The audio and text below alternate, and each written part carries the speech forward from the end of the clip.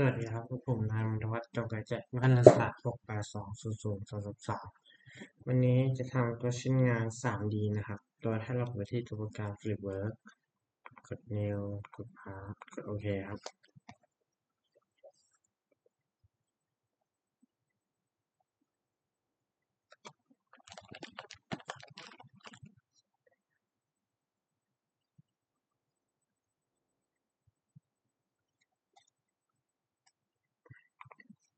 เปลี่ยนหน่วยก่อนนะครับ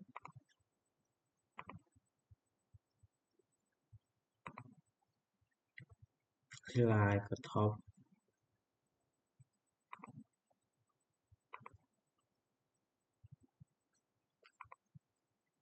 ก็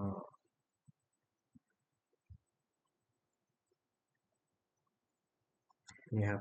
ลากของส่วนตรงนี้ไปจิ้นลากมาตรงนี้แล้วก็ลากมาตรงนี้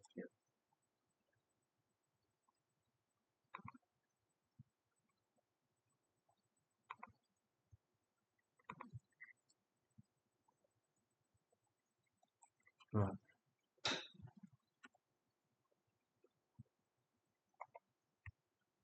ติ๊ก4ก่อนนะครับแล้วก็ delete อันนี้ออกใช้งาน Sketch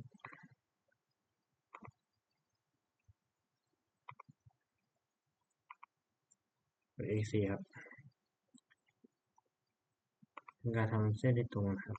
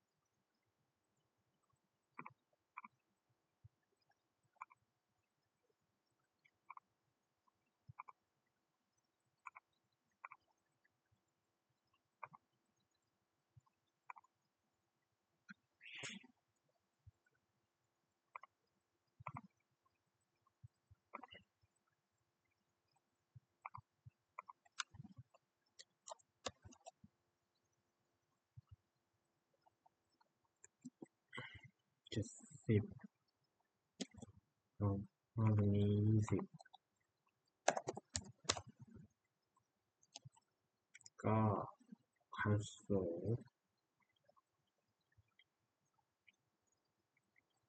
ตรงนี้37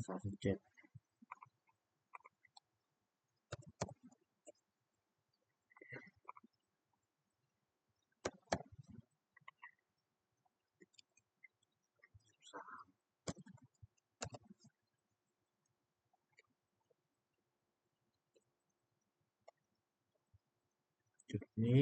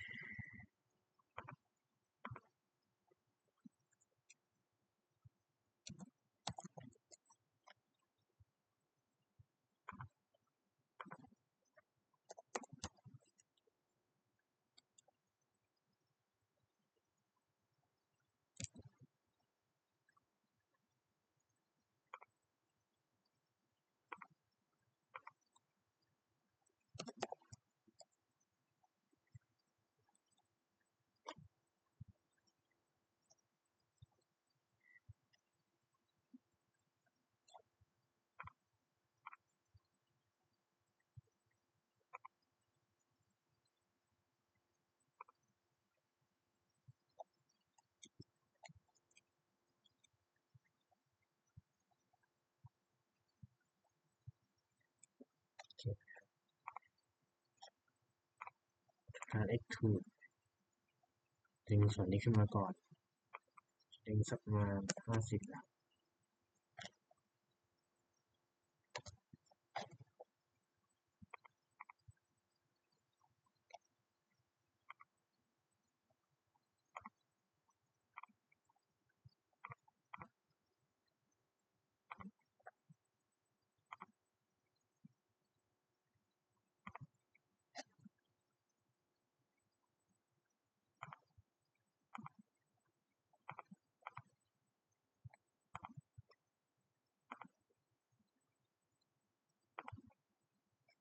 เนี่ยก็จะได้ชิ้นงานประมาณนี้นะครับเนี่ยชิ้นงานประมาณนี้ครับทีนี้ก็ทำการ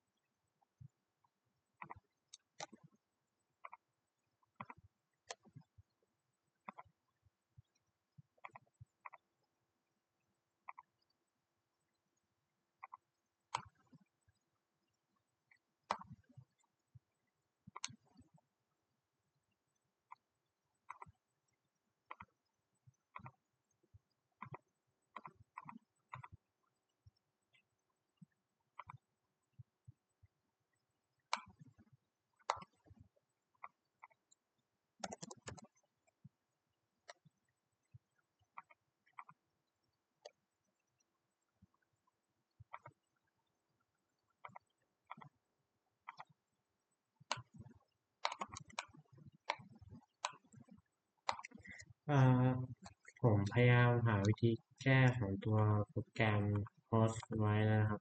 พยายามเปิดแล้วครับ แต่มันก็บักนะครับ ผมเลยขอจบการนำเสนอเพียงเท่านี้ครับ ก่อนจบผมขออนุญาตแต่งเติมสีเลยนะครับ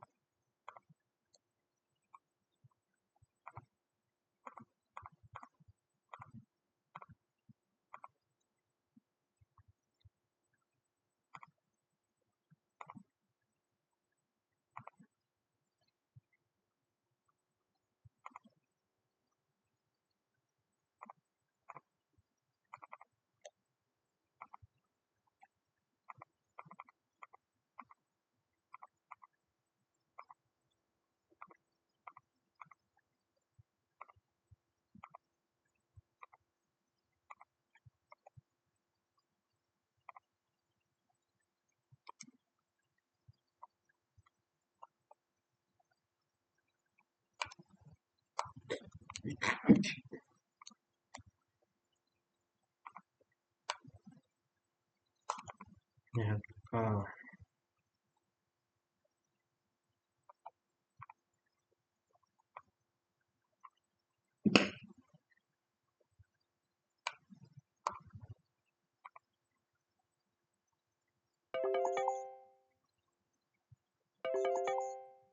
นะครับวันนี้ก็ผมก็ขอจบการนำเสนอเพียงเท่านี้ครับ